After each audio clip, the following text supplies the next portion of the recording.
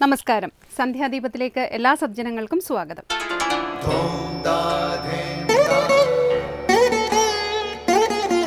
ശുഭം ഭവതു കല്യാണമായുസാരോഗ്യവർദ്ധനം സർവദുഃഖ വിനാശായ സന്ധ്യാദീപം നമോസ്തുതേ. നാമം ജപായനം പുണ്യം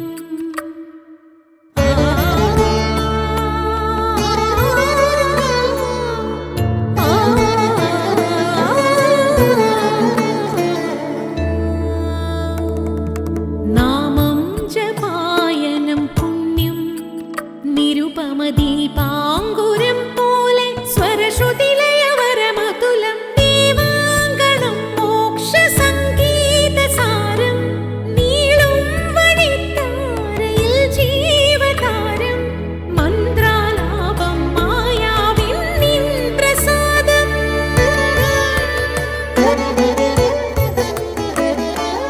ഇരുൾ നീങ്ങിയുണരുന്ന തെളിനാളദീപം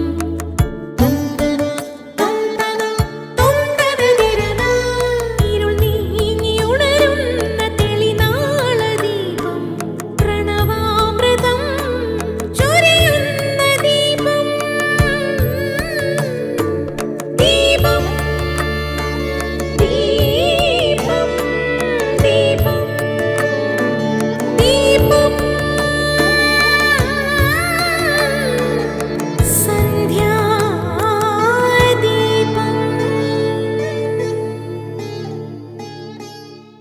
മിക്കവരും ഈശ്വരനെ ആശ്രയിക്കുന്നത് ആഗ്രഹങ്ങൾ സാധിച്ചു കിട്ടാൻ വേണ്ടി മാത്രമാണ്. അത് ഈശ്വരനോടുള്ള സ്നേഹമല്ല, കാര്യലാഭം പ്രതീക്ഷിച്ചുള്ള സ്നേഹമാണ്. ഈശ്വരനോട് നിഷ്കളങ്കമായ പ്രേമം വളരണം. എങ്കിലേ പൂർണ്ണമായ സംതൃപ്തി നേടുവാൻ കഴിയും. ശർക്കരയിൽ എന്തു ചെന്ന് വീണാലും മധുരമായി തീരുന്നു. അതുപോലെ ഈശ്വര സമർപ്പണത്തിൽ എപ്പോഴും ശാന്തിയുണ്ടാകും. റാണി ഈച്ചയെ മാത്രം പിടിച്ചാൽ മതി, കൂട്ടിലെ മറ്റുള്ള ഈച്ചകളൊക്കെ കൂടെ പോരും. അതുപോലെ ഈശ്വരനെ ആശ്രയിച്ചാൽ ആധ്യാത്മികവും ഭൗതികവുമായ സകല നേട്ടങ്ങളും വന്നു ചേരും. ഈശ്വരനെ ആശ്രയിച്ചാൽ ജീവിതത്തിൽ ഒരുവിധ ദുഃഖങ്ങളും കഷ്ടപ്പാടുകളും ഉണ്ടാകില്ല എന്നല്ല പറഞ്ഞു വരുന്നത്. പ്രയാസങ്ങൾ ഒട്ടനവധി ഉണ്ടാകും, എന്നാൽ അവ നല്ലൊരളവും കുറഞ്ഞിരിക്കും. മാത്രവുമല്ല, പ്രയാസങ്ങളുടെ എല്ലാം നടുവിലും പതറാതെ ആത്മവിശ്വാസവും ആന്തരികമായ സംതൃപ്തിയും കാത്തു സൂക്ഷിക്കാനും നമുക്ക് കഴിയും. തുടർന്ന് ശ്രീ കാവാലം ശ്രീകുമാർ മനീഷ പഞ്ചകം ആലപിക്കുന്നത് കേൾക്കാം.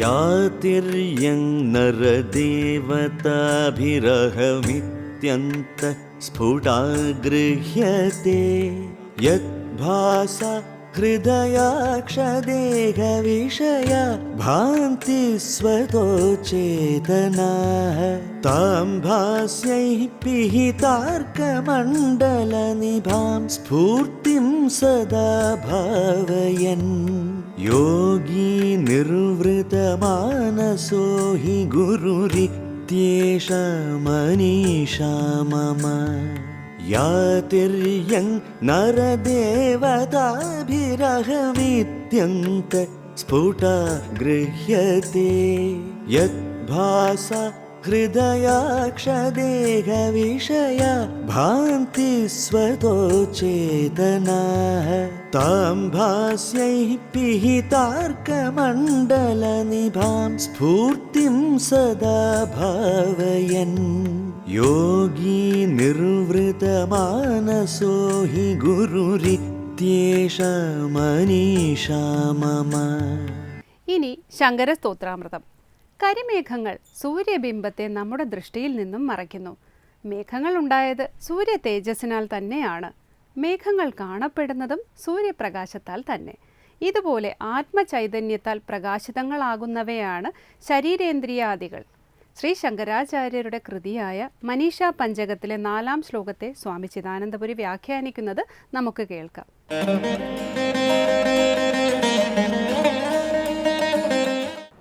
ശങ്കരകൃതികളിൽ മനീഷ പഞ്ചകത്തിൽ 4-ാമത്തെ ശ്ലോകമാണ് ശ്രദ്ധിക്കുന്നത്. അവിടെ സകല ജീവജാലങ്ങളാലും നര തിര്യക് ദേവതകളാലെല്ലാം ഞാനെന്നുള്ളിൽ യാതൊന്ന് ഗ്രഹിക്കപ്പെടുന്നുവോ, യാതൊന്നിൻ്റെ പ്രകാശം കൊണ്ട് ഹൃദയം, ഇന്ദ്രിയങ്ങൾ, ശരീരം, വിഷയങ്ങൾ എന്നിവയെല്ലാം പ്രകാശിപ്പിക്കപ്പെടുന്നുവോ, എങ്ങനെയുള്ള ഹൃദയാക്ഷദേഹ വിഷയങ്ങൾ പറയുകയാണ് സ്വതഃ അചേതനാഹ, സ്വതവേ അചേതനങ്ങളായവ. ശരീരം സ്വതവേ അചേതനമാണ്, ജഡമാണ്. എന്നാൽ ആത്മചൈതന്യത്താൽ ശരീരം ചേതനയുള്ളതാക്കി തീർക്കപ്പെടുന്നു. ഈ ആത്മചൈതന്യം പ്രകാശിപ്പിക്കുന്നില്ലെങ്കിൽ പിന്നെ ശരീരം വെറും ജഡമാണ്. അപ്പോൾ സ്വതവേ അത് ജഡമാണ്. ഇതുപോലെ കണ്ണ്, ചെവി, മൂക്ക്, നാക്ക്, ത്വക്ക് തുടങ്ങിയ ജ്ഞാനേന്ദ്രിയങ്ങളൊക്കെ സ്വതവേ അചേതനങ്ങളാണ്, ജഡങ്ങളാണ്. എന്നാൽ ആത്മചൈതന്യത്താൽ അവ പ്രകാശിപ്പിക്കപ്പെടുമ്പോൾ അവ പ്രവർത്തിക്കുന്നു. ഇതുപോലെ തന്നെയാണ് ഹൃദയം. ഹൃദയം ജഡമായ വസ്തു. എന്നാൽ ആത്മചൈതന്യത്താൽ പ്രകാശിപ്പിക്കപ്പെടുമ്പോൾ അത് മിടിക്കുന്നു, അത് പ്രവർത്തിക്കുന്നു. ഇനി ബുദ്ധി എന്നുള്ള അർത്ഥമെടുത്താൽ അത് അറിയാൻ, നിശ്ചയിക്കാൻ സമർത്ഥമാകുന്നു. എവിടെയാണ് ആത്മചൈതന്യ ദീപ്തി ഇല്ലാത്തത്, അപ്പോൾ അതൊക്കെ വെറും ജഡം മാത്രം. അതാണ് സ്വതഃ അചേതനാഹ. സ്വതവേ അചേതനങ്ങളായ ഹൃദയാക്ഷദേഹ വിഷയങ്ങളൊക്കെ യദ്ഭാസ, യാതൊന്നിൻ്റെ പ്രകാശം കൊണ്ട് ഭാന്തി. അപ്പോൾ ഇവിടെ സൂക്ഷ്മ വിചാരത്തിന് രണ്ട് സാധ്യത തന്നു. ഒന്നാമത്തെ സാധ്യത, തിര്യക്കുകളാലും മനുഷ്യന്മാരാലും ദേവതകളാലും എന്ന് വേണ്ട എല്ലാ ജീവരാശിയാലും ഞാൻ എന്ന് ഗ്രഹിക്കപ്പെടുന്നത് എന്താണോ, ഞാൻ എന്നുള്ള ബോധം എല്ലാവർക്കും ഉണ്ട്, പറഞ്ഞാലും പറഞ്ഞില്ലെങ്കിലും. അത് ഉള്ളിൽ ഗ്രഹിക്കപ്പെടുന്നത്, ആ ഗ്രഹിക്കപ്പെടുന്ന ഞാൻ എന്നുള്ളത് എന്താണോ, എന്തിനെക്കൊണ്ടാണോ ഹൃദയാക്ഷദേഹ വിഷയങ്ങളൊക്കെ സ്വതവേ ജഡങ്ങളാണെങ്കിലും ചൈതന്യമുള്ളവയായി പ്രകാശിക്കുന്നത്,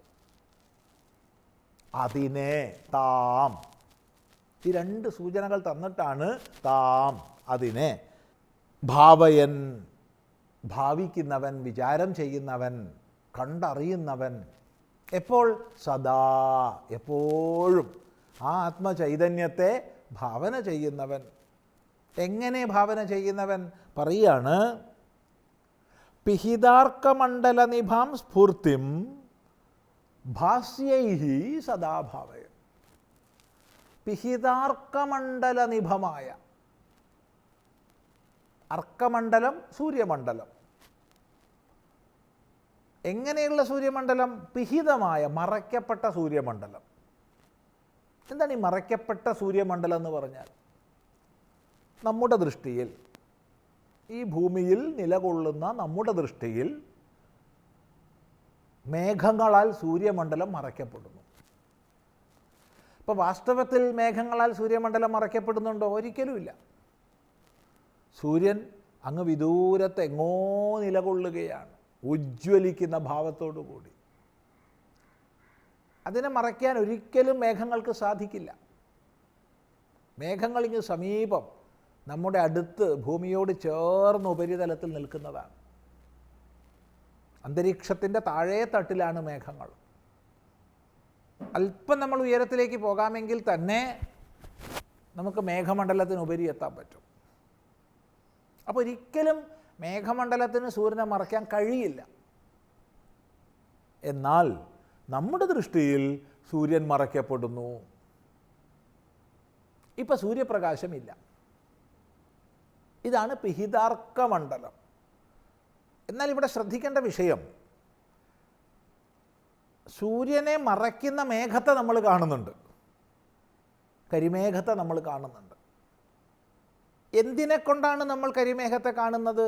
സൂര്യപ്രകാശം കൊണ്ടാണ്. ഇപ്പോൾ സൂര്യമണ്ഡലത്തെ കരിമേഘം മറച്ചെങ്കിൽ പോലും ആ കരിമേഘത്തെ നമ്മൾ കാണുന്നത് സൂര്യപ്രകാശം കൊണ്ടാണ്. ഇവിടെ കരിമേഘം എന്നുള്ളത് കേവലം കരിമേഘം എന്നെടുക്കേണ്ട, വെൺമേഘമാകട്ടെ, മേഘപടലങ്ങളാകട്ടെ, കട്ട പിടിച്ച മഞ്ഞാകട്ടെ, അതെല്ലാം സൂര്യമണ്ഡലത്തെ മറയ്ക്കുന്നുണ്ട്. എന്നാൽ സൂര്യനാൽ ഭാസിക്കപ്പെടുന്നവയാണവ. അപ്പം ഭാസിക്കപ്പെടുന്ന അവയാൽ നമ്മൾ സൂര്യനെ ഭാവന ചെയ്യുകയാണ്. സൂര്യൻ നമ്മൾ കാണുന്നില്ല. എങ്ങനെ ഭാവന ചെയ്യുന്നു എന്ന് ചോദിച്ചാൽ, തീർത്തും അന്ധകാരമുള്ള രാത്രിയിൽ, തീർത്തും അന്ധകാരമാണ്, ഒരല്പവും പ്രകാശമില്ല, അങ്ങനെയുള്ള രാത്രിയിൽ, അമാവാസിയുടെ അർദ്ധരാത്രിയാവട്ടെ, എത്ര തന്നെ മേഘമണ്ഡലം ആകാശത്തിലുണ്ടെങ്കിലും നമുക്ക് കാണാൻ കഴിയില്ല. എന്നാൽ സൂര്യനെ മറച്ചിരിക്കുന്ന മേഘമണ്ഡലത്തെ നമുക്ക് കാണാൻ കഴിയും. എങ്ങനെ കാണാൻ കഴിയും? സൂര്യപ്രഭയാൽ കാണാൻ കഴിയും. ഇപ്പോൾ സൂര്യമണ്ഡലം മറയ്ക്കപ്പെട്ടെങ്കിലും സൂര്യനാൽ തന്നെ മറച്ച മേഘമണ്ഡലം പ്രകാശിപ്പിക്കപ്പെടുകയാണ്. അപ്പോൾ മേഘമണ്ഡലം സൂര്യനാൽ ഭാസ്യമാണെന്ന് പറയാം. ഭാസിക്കപ്പെടുന്നതാണ്, പ്രകാശിപ്പിക്കപ്പെടുന്നതാണ്. അങ്ങനെയുള്ള മേഘമണ്ഡലത്താൽ നമ്മൾ സൂര്യബിംബത്തെ ധാരണ ചെയ്യുകയാണ്. സൂര്യൻ അവിടെ പ്രകാശം പരത്തുന്നത് കൊണ്ടാണ് സൂര്യനെ മറച്ച മേഘമണ്ഡലം പോലും പ്രകാശിപ്പിക്കപ്പെടുന്നത്. ഇങ്ങനെയാണ് വിചാരം ചെയ്യേണ്ടത്. ഇവിടെ പ്രത്യേകം ശ്രദ്ധിക്കേണ്ട ഒരു വിഷയം, മേഘമണ്ഡലത്താൽ സൂര്യൻ പൂർണ്ണമായി മറയ്ക്കപ്പെട്ടോ? ഇല്ല.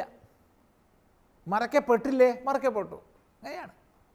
മേഘമണ്ഡലത്താൽ സൂര്യൻ മറയ്ക്കപ്പെട്ടു, അതുകൊണ്ടാണ് സൂര്യനെ കാണാത്തത്.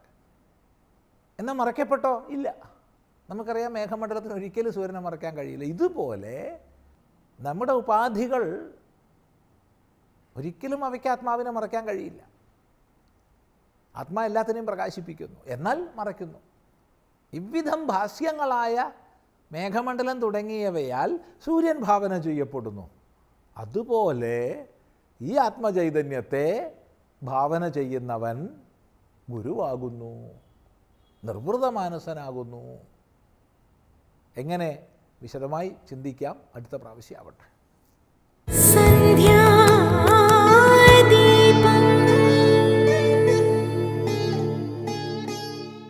അടുത്തതായി സനാതനധർമ്മമാണ്.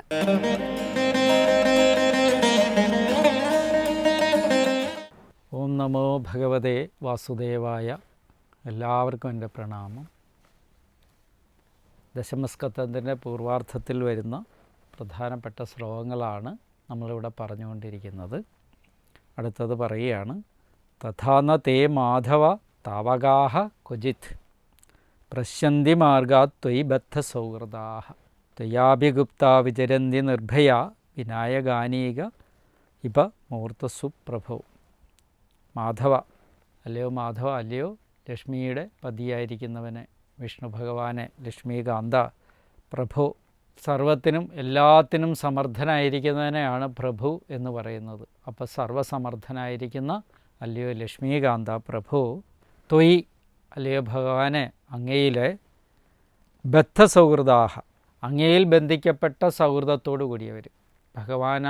ഭഗവാനിൽ ബന്ധിക്കപ്പെട്ട സൗഹൃദമാണ് ഏറ്റവും പ്രധാനം. നമുക്കെല്ലാവർക്കും അറിയാം, ഇന്ന് ഗൃഹബന്ധം, ഭാര്യ, ഭർത്താവ്, മക്കൾ, അങ്ങനെ അച്ഛൻ, അമ്മ, ബന്ധുമിത്രാദികൾ, ഇങ്ങനെ തുടങ്ങുന്ന ബന്ധങ്ങൾ ഒരുപാടുണ്ട്. അതൊരു നമ്മുടെ ഒരു കാലഘട്ടത്തിലൂടെ നമ്മളിങ്ങനെ ആ ബന്ധങ്ങളിലൂടെ മുന്നോട്ട് പോകുമ്പം കുറച്ച് നാൾ കഴിയുമ്പം ചില വിടവുകളൊക്കെ വരാം. ബന്ധത്തിനകത്ത് പരസ്പരമുള്ള അകൽച്ചകൾ വരാം. ഈ അകൽച്ച നിലനിർത്താൻ ഒരേ ഒരു പോംവഴി ഇതാണ്. ഏത്? ഭഗവാനിൽ ബന്ധിക്കപ്പെട്ട സൗഹൃദത്തോടു കൂടിയവരായിത്തീരുക. ഭഗവാനിൽ മനസ്സ് ബന്ധിക്കപ്പെടണം. പലപ്പോഴും നമ്മൾ പോയി ശരീരമാണ് ബന്ധിക്കാൻ ശ്രമിക്കുന്നത്, അല്ലേ?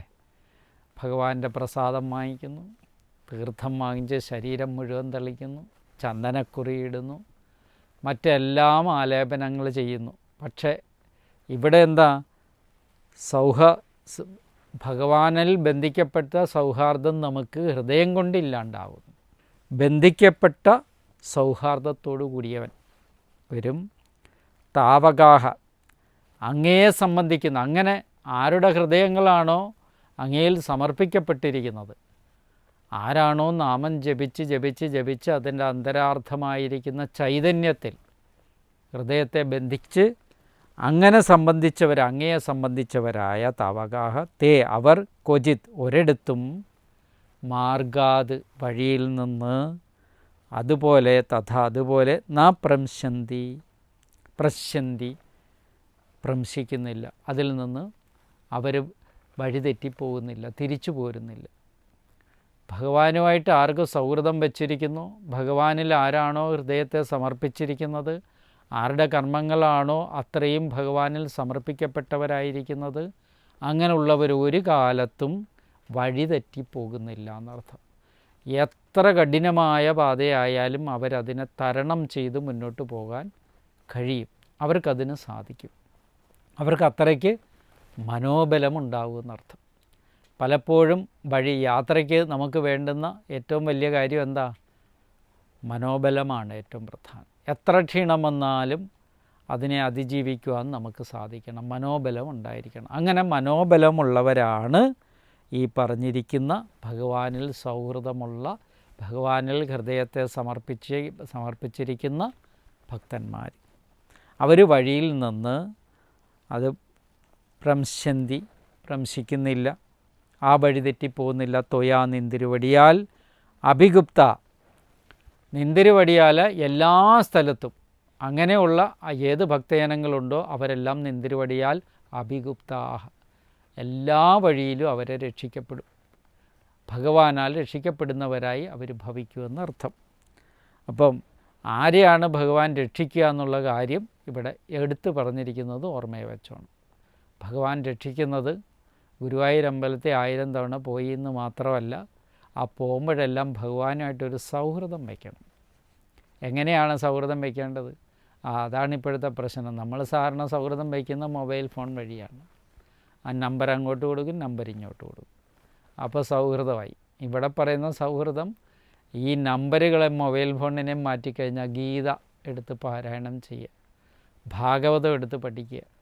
ഇത് രണ്ടുമാണ് ഭഗവാനുമായിട്ട് ക്ഷേത്രത്തിൽ പോയി വന്നിട്ട് സൗഹൃദം ചെയ്യാനുള്ള ഏറ്റവും വലിയ കാര്യം. നമ്മൾ വിചാരിച്ച സൗഹൃദം ക്ഷേത്രത്തിൻ്റെ ഉള്ളിൽ കയറുക പോരുക എന്നുള്ളതല്ല. പോയി വന്നു കഴിഞ്ഞാലും ഭഗവാനുമായിട്ടുള്ള സൗഹൃദം, ഭഗവാനെക്കുറിച്ചുള്ള ചിന്തകൾ മനസ്സിലുണ്ടാകുന്നതിന് ഏറ്റവും പ്രധാനപ്പെട്ട ഒന്ന് എന്താണെന്ന് ചോദിച്ചു കഴിഞ്ഞാൽ ഭാഗവതവും ഭഗവത്ഗീതയൊക്കെ പഠിക്കുക. പുരാണ ഗ്രന്ഥങ്ങളിലെല്ലാം പറഞ്ഞിരിക്കുന്ന അർത്ഥത്തെ മനസ്സിലാക്കുക എന്നുള്ളത് ഏറ്റവും പ്രധാനമാണ്. അതുകൊണ്ട് എല്ലാ സ്ഥലത്തും അഭിഗുപ്ത, എല്ലാ സ്ഥലത്തും രക്ഷിക്കപ്പെടുന്നവരായി, നിർഭയാഹ, ഭയമില്ലാത്തവരായി, വിനായകാനീക മൂർത്തസു, വിഘ്നഹേതുഭൂതന്മാരായിരിക്കുന്ന ദേവന്മാരുടെ, ദേവസമൂഹങ്ങളുടെ മൂർധാവൽ ശിരസ്സുകളിൽ വിചരന്തി, വിശേഷേണ സഞ്ചരിക്കുന്നു. അവർക്ക് യാതൊരു ഭയവുമില്ലാതെ ദേവതകൾ അവരുടെ വഴിയിലുണ്ടായിരിക്കുന്ന എല്ലാവിധത്തിലുള്ള തടസ്സങ്ങളെയും മാറ്റി ആപസമുദ്രത്തിൽ നിന്ന് അവരെ എളുപ്പത്തിൽ രക്ഷിക്കുന്നു. ഭഗവാനെ ശരണം പ്രാപിച്ചവർക്ക് എന്നർത്ഥം. ഇവിടെ ഭഗവാനെ ഭജിക്കുന്നവർ തത്വജ്ഞാനമില്ലാത്തവരും സ്വധർമ്മത്തെ ഉപേക്ഷിച്ചവരും പാതകങ്ങൾ ചെയ്തു വരുന്നവരെങ്കിലും അധപ്പതിക്കില്ലെന്നാണ് ഇവിടെ പറഞ്ഞതിൻ്റെ അർത്ഥം. ഇനി തത്വജ്ഞാനമില്ല, സ്വന്തം കർമ്മമണ്ഡലത്തിൽ ഒരുപാട് വ്യതിചലിച്ചാലും അവർ ഭഗവാനെ ഭജിക്കുന്നുണ്ടോ ഉറപ്പായിട്ടും അവർക്ക് എന്തായിരിക്കും? ഈ പറഞ്ഞിരിക്കുന്ന അധപ്പതിക്കാത്ത ഭക്തി ലഭിക്കും, നേരായ വഴിയിലേക്കുള്ള ഭക്തി ലഭിക്കും. ഭക്തിഹീനന്മാർ അഹങ്കാരാദികളായിട്ട് അധപ്പതിക്കുക തന്നെ ചെയ്യുമെന്നാണ് ഈ പറഞ്ഞതിൻ്റെ സാരം. അപ്പോൾ ഭക്തി ഉള്ളവർ മാത്രമാണ് എങ്ങനെയൊക്കെ ജീവിച്ചാലും ഭഗവാന്റെ അനുഗ്രഹം അവർക്ക് അവസാനം ലഭിക്കുന്നത്. ഭക്തിഹീനന്മാർക്ക് അഹങ്കാരാദികൾ കൊണ്ട് മൂടപ്പെട്ട് ഭഗവാനുമായിട്ട് യാതൊരു ബന്ധമില്ലാതെ അവരുടെ ജീവിതം നിശേഷം നശിച്ചു പോകുന്നതായിരിക്കും. അതുകൊണ്ട് ആദ്യം ഉള്ളിലെ ദോഷങ്ങളെ നിവാരണം ചെയ്യാനാണ് നമ്മൾ പഠിക്കേണ്ടത്, പ്രയത്നിക്കേണ്ടത്. ഉള്ളിലൊരുപാട് ദോഷങ്ങൾ നമുക്കുണ്ട്. അതിലേറ്റവും പ്രധാനപ്പെട്ടൊരു ദോഷത്തെ ഇവിടെ എടുത്തു പറഞ്ഞു. ഭക്തിഹീനനായിരുന്നുകൊണ്ട് അഹങ്കാരാദികളിൽ മതിമറന്ന് ചെയ്യുന്ന പ്രവൃത്തി. ഭക്തിഹീനത അഹങ്കാരാദികളെ വളർത്തുകയേ ഉള്ളൂ നമ്മുടെ ഉള്ളിൽ. അപ്പോൾ അഹങ്കാരാദികൾ ഇല്ലാതാക്കാനുള്ള ഉപായങ്ങളിലൊന്ന് ഭഗവാനെ ശരണം ഭാവിക്കുക. എന്തുവാ? ഭഗവാന്റെ പാദത്തിൽ പരപ്രേമത്തോടുകൂടി, ഭഗവാനോടുള്ള പ്രേമത്തോടു കൂടി തന്നെ നാമങ്ങൾ ജപിക്കുക, ഭജിക്കുക. ഇതാണ് ഏറ്റവും ഉത്തമം. അപ്പോൾ ഭഗവാനിൽ പരപ്രേമം ഉണ്ടാകണമെന്നുള്ള കാര്യമാണ് എടുത്തിവിടെ പറയുന്നത്. മനസ്സിലായല്ലോ? അപ്പോൾ ഇരുന്ന് വളരെ ചിന്തിച്ചുറപ്പിക്കേണ്ട ഒരു കാര്യമാണ് ഞാനിവിടെ ഈ ഭാഗവതത്തിലൂടെ ഓർമ്മപ്പെടുത്തുന്നത്. എന്തുവാ? നിരന്തരം നമ്മളുടെ മനസ്സിലുണ്ടാകുന്ന ദോഷങ്ങളിലൊന്ന് അഹങ്കാരമാണ്. എന്ത് പ്രവൃത്തി ചെയ്യുമ്പോഴും നമ്മളിൽ അഹങ്കാരം വരാം. അഹങ്കാരത്തിൻ്റെ ഇരിപ്പിടത്തിൽ കയറിയിരുന്നവൻ എത്ര ജ്ഞാനിയാണെങ്കിലും അവൻ്റെ മാർഗം അവനെ അധപ്പതിപ്പിക്കുക തന്നെ ചെയ്യും. എന്ന് പറഞ്ഞാൽ മാർഗത്തിൽ നിന്ന് അവൻ വ്യതിചലിക്കാൻ വരും. അപ്പോൾ എത്ര അജ്ഞാനിയാണെങ്കിലും അഹങ്കാരമില്ലെങ്കിൽ അവന് ശ്രേയോ മാർഗം തന്നെ ഭഗവാൻ തരും എന്നുള്ള കാര്യം സുനിശ്ചിതമായിട്ട് ഭാഗവതം ഇവിടെ വെളിപ്പെടുത്തിയിരിക്കുക. അപ്പോൾ എന്ത് കാര്യം ചെയ്യുന്നെങ്കിലും അത് ഭഗവാനിൽ അർപ്പിച്ചുകൊണ്ട് തന്നെ ചെയ്യിൻ. അഹങ്കാരത്തെ പാടെ ഉപേക്ഷിക്കുവിൻ. എത്രയധികം പ്രശ്നങ്ങളെ മനുഷ്യ സമൂഹത്തിൽ ഇല്ലാതാക്കാൻ ഈ അഹങ്കാരമില്ലായ്മ കൊണ്ട് സാധിക്കുന്നതാണ്. അഹങ്കാരമാണ് സർവ്വദോഷങ്ങളുടെയും കാരണമെന്ന് അറിഞ്ഞിട്ടുകൂടിയും അതിനെ ഉപേക്ഷിക്കാൻ തയ്യാറെടുക്കാത്ത ഭക്തരാണ് കൂടുതലും. അതിനെ ഉപേക്ഷിക്കുക തന്നെ വേണമെന്ന് ഭാഗവതം ഇവിടെ പറയുകയാണ്. എങ്ങനെയാണ്? മഹാപ്രഭുവായിരിക്കുന്ന ഭഗവാന്റെ ദാസന്മാരായിരിക്കാൻ നമുക്ക് സാധിക്കണം. പ്രഭുവിൻ്റെ ദാസന്മാരായിരിക്കുക, അതാണ് ഏറ്റവും പ്രധാനപ്പെട്ട കാര്യം. ദാസ്യഭക്തി കൊണ്ട് അഹങ്കാരം ശമിക്കും. നമുക്കിപ്പോൾ എന്തെങ്കിലും ഒരു കാര്യം അറിയാം, എന്തെങ്കിലും ഒരു പദത്തിൻ്റെ അർത്ഥം അറിയാം, അതുകൊണ്ട് തന്നെ നമുക്ക് എന്തായിരിക്കും? അതിലുള്ള അഭിമാന അഹങ്കാരാദികൾ വർദ്ധിക്കാൻ ഇടവരുത്താതിരിക്കണമെങ്കിൽ ദാസ്യഭക്തിയോടുകൂടി ഭഗവാനെ ശരണം പ്രാപിച്ചാൽ ഈ ദോഷങ്ങളില്ലാതെ നിർമ്മല ബുദ്ധികളായി തീരാൻ നമുക്ക് സാധിക്കും എന്നുള്ള കാര്യം ഓർമ്മിപ്പിച്ചുകൊണ്ട് പ്രഭുവിൻ്റെ പ്രഭുത്വത്തെയാണ് ഇവിടെ ഒന്നും കൂടെ വിലയിരുത്തുവാൻ നമ്മളെ പഠിപ്പിക്കുന്ന ഈ ശ്ലോകത്തിലൂടെ. അതുകൊണ്ട് ഭഗവാനുമായിട്ടുള്ള സൗഹൃദം ഒരിക്കലും വെടിയാത്തവരായി എല്ലാവരും ഭവിക്കണം. ഭാഗവതാദി ഗ്രന്ഥങ്ങളിലൂടെ അതിന് വളരെ പ്രാധാന്യം നൽകുന്നതുകൊണ്ട് എല്ലാവരും ആ സൗഹൃദം നിലനിർത്താനുള്ള പ്രയത്നം എപ്പോഴും ഉണ്ടാകണം. എല്ലാവർക്കും അതിന് സാധിക്കട്ടെ. നമസ്കാരം.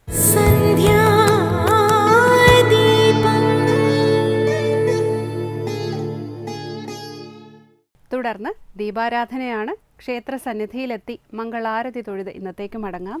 എല്ലാവർക്കും നമസ്കാരം.